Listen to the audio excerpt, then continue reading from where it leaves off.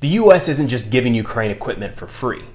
They're selling it, or more specifically, leasing it, with the intent that over time it's all paid back, with interest.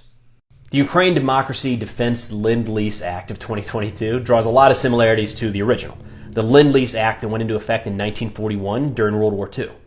Going back to the original act, U.S. allies around the world were in need of material support to continue fighting.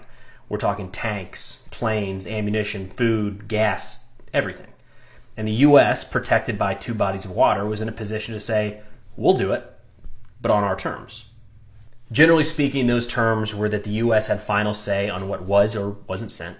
The U.S. set the price, as well as the schedule for repayment. Now, this is usually when my British friends remind me that they did pay off that entire debt. I think the last payment was in 2006. The Soviets, on the other hand, little different story. Turns out it wasn't super easy to collect payments during the Cold War. So eventually that debt was kind of a combination of forgiven and forgotten. The lead up to this new Lend-Lease Act is very similar in Ukraine. They need weapons and equipment and are in a war, so they can't afford to be super picky. We have them, so we set the terms. A big difference between the two is the original act kind of authorized the United States to send weapons overseas, but now we've been doing that for a long time. So the new act more removes roadblocks.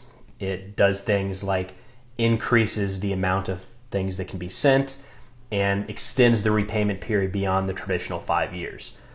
What it does not do is open up the U.S. arsenal to a partner, like in this case, Ukraine, to pick and choose whatever they want.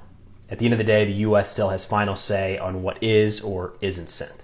I'm sorry to burst the bubble of anybody who thought that aid to Ukraine was 100% altruistic or the morally right thing to do.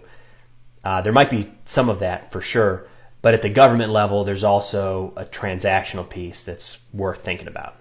I haven't seen the repayment terms. I don't know if they're even agreed upon or if they'd be made public, but one way to think about this is that the U.S. has invested pretty heavily in Ukraine, and the only way for that investment to pay off is if Ukraine wins.